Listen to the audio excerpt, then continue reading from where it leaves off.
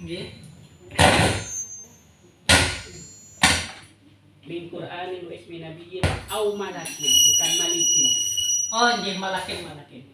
Ismu nama malaikat. Malaikat iya les, bukan malikin.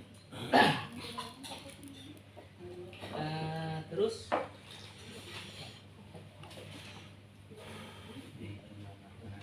lupa ya, Mas. Jibril, Mikail. Ya. Jadi yang Bekau ya. lambi tulisannya itu Israil ya. Ya. Itu madom ya, malakin.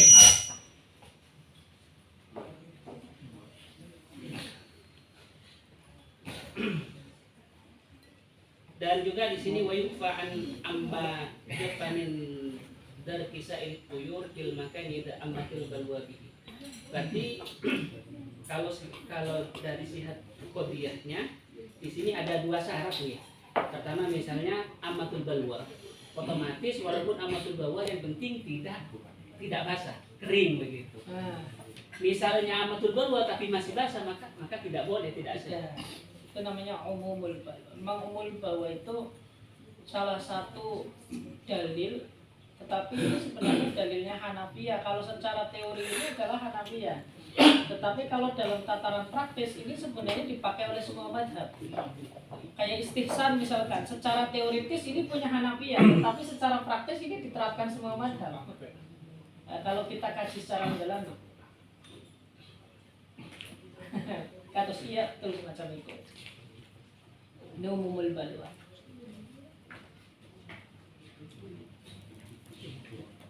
Monggo yang lain. Monggo yang lain. Saya ini, Anggih Pak Dokter. tapi ini mungkin agak kontroversi ya. Orang saat shooting ini kontroversi ini. Apa-apa. Laris kira kok. Diedit ya kan. Sebagai pemeran utamanya Pak Dok. Assalamualaikum warahmatullahi wabarakatuh. Sing rada seru, aja melempes. Kontroversi dan agak liar.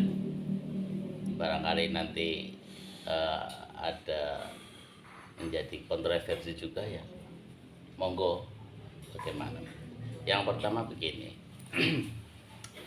Di satu sisi fikih itu solusi. Di sisi lain fikih itu kayong jelimet dan kayong mengada-ada. Pokoknya ini kita ambil bahasa ini wongnya yang biasa ya, biar kontroversi. Ya seperti pembahasan di dalam hal furu' tadi ya. Di dalam kitab ini kan far'un semua kan hal-hal yang furu' ya. Kemudian yang ini ditetapkan makruh, yang ini ditetapkan haram, ini apa dan di dalam teksnya itu juga bahasanya bermacam-macam, ada oyembah, ada macam-macam. Jadi dari sisi itu dari kelihatan bahwa ini fikih juga terlalu berbelit-belit. Dari satu sisi memang solusi juga.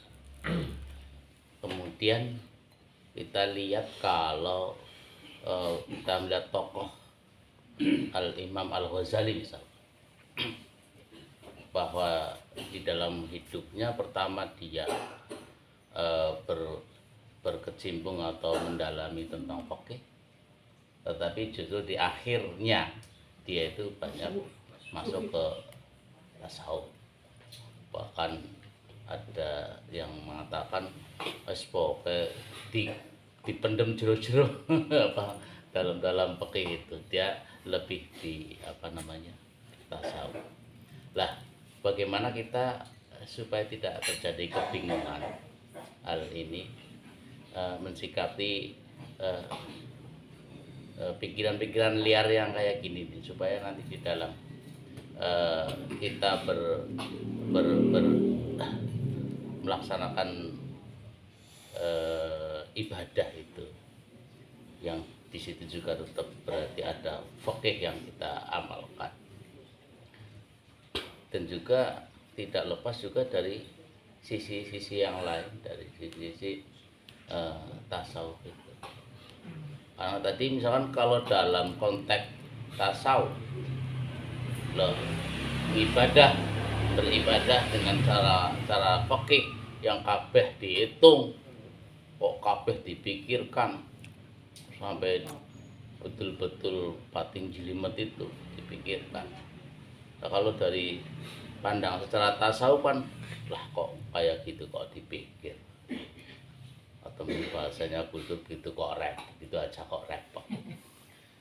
Nah, hingga tadi seperti tadi disampaikan, untuk meningkatkan amal kita dengan kualitas ibadah kita atau kuantitas, itu kan masih dalam memang murni level hanya berpikir tentang syariat. Tapi kalau sudah sampai ke hakikat, hal-hal kayak gitu kan, orang hakikat, orang tasawuf bilang pokoknya ibadah ya yang penting lillahi ta'ala, seorang usah ngitung di arep kepriwe urusan Gusti Allah. Nah ini jadi kadang-kadang antara kita bagaimana memposisikan supaya ini antara tasawuf dan syariat, oke, ini bisa balance. Saya kira itu aja. Oke. Gimana terus buatnya? Jadi memang betul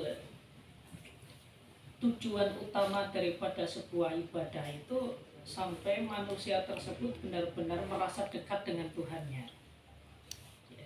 Di mana proses dekatnya manusia dengan Tuhannya itu kalau kita terjemahkan ke dalam disiplin pengetahuan, maka masuknya di dalam dunia tasawuf. Jadi orang kalau sudah tasawuf itu ya sudah nggak mikir, kalau dia sholat maka dia pengen ini, kalau sholat duha pengen ini, kemudian kalau tahajud pengen ini sudah nggak mikir lagi. Tetapi bahwasanya proses untuk sampai tasawuf itu kan pintunya adalah syariat. Baru setelah pintunya syariat masuk kepada thariqah. Baru setelah thariqah baru nanti levelnya adalah level hakikah. Maka kan biar imbang itu ya ini semuanya dilalui itu. Jadi mulai dari syariat dulu, kemudian thariqah dulu, baru setelah syariat dan thariqahnya kuat, maka dengan sendirinya akan mengantarkan kepada tasawuf. Kan salah besar kalau orang mengaku sebagai sufi tetapi dia nggak paham syariat. Maka nggak ada wali Allah itu yang memang nggak paham syariat, ini nggak ada. Imam Ghazali naik jadi wali itu karena memang syariatnya sudah kuat. Imam Syafi'i jadi wali syariatnya sudah kuat. Dan wali-wali Allah itu biasanya syariatnya kokoh, thariqahnya sudah istiqomah, baru dengan syariat dan thariqah ini dengan sendirinya akan mengangkat dia sampai ke makom hakikat. Enggak lompat enggak? Enggak lompat ya, jadi enggak langsung saya belajar tasawuf saja, jadi kan nanti jadi parah ya. Belajar tasawuf sing penting wae kemutan Gusti Allah, janjane salat ki mung jadi wasilah tok. Nek yang wis pengen wis inget karo Gusti Allah ya ora usah salat, sing penting kan tujuannya adalah ingat Tuhan. Nah ini jadi memang levelnya demikian ya. Makanya kalau di dalam kitab istilahnya siapa itu ya, Imam Al-Haddad itu jadi bagaikan orang yang berlayar dengan menggunakan perahu. Itu ya. Jadi syariat itu adalah perahunya. Kita ke tengah laut tanpa menggunakan perahu ini kan mustahil. Ya jenengan tiba-tiba di tengah laut tapi tidak menggunakan perahu, ini kan mustahil. Maka syariat ini adalah perahunya. Itu semacam itu. Jadi sampai kepada tengah laut itu harus menggunakan perahu. Syariat itu adalah perahunya. Maka betul kalau di dalam Kifayatul Abdi ya pokoknya pertama levelnya adalah syariah. Maka setelah syariatnya kokoh baru masuk thariqah. Setelah thariqahnya kokoh baru nanti dengan sendirinya itu akan sampai kepada makom hakikah. Makanya sering didengarkan istilah orang kalau masuk dunia thariqah itu ya biasanya kalau sudah orang bayat itu kan biasanya kalau sudah di usia 40. Usia 40 itu kan baru mau masuk thariqah Naqsabandiyah, Tijaniyah, kemudian Syadiliyah, itu biasanya sudah mulai bayat. Kalau thariqah itu kan prioritasnya itu di sudah di takholli ini. Jadi pertama itu adalah syariat itu takholli, kemudian tahalli, baru nanti tajalli.